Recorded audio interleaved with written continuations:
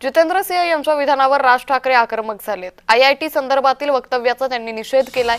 मुंबईचं नाव बॉम्बे करून तिला बळकावण्याचा प्रयत्न केला जातोय। मराठी माणसा जागा हो असं मनसे अध्यक्ष राज ठाकरे यांनी म्हटलेलं आहे। मुंबईला बळकावण्याचा प्रयत्न होत असल्याचं राज ठाकरे यांनी म्हटलेलं आहे।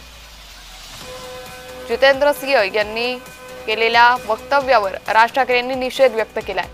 तर राज ठाकरे म्हणाले, आयआयटीच्या नावात बॉम्बेचं मुंबई केलं नाही, हे चांगलं झालं असं जितेंद्र सिंह म्हणाले।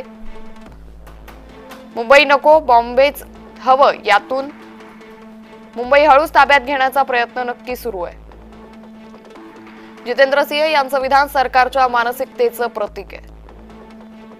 आधी मुंबई आणि मग महामुंबई ताब्यात घेऊन गुजरातला जोडण्याचा प्रयत्न सुरू आहे। मराठी माणसा जागा हो असं यावेळी राज ठाकरे यांनी म्हटलंय।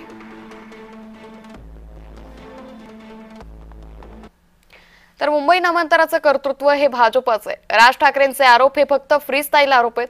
भाजपा प्रवक्ते नवनाथ बन यांनी राज ठाकरेंना टोला लगावलाय।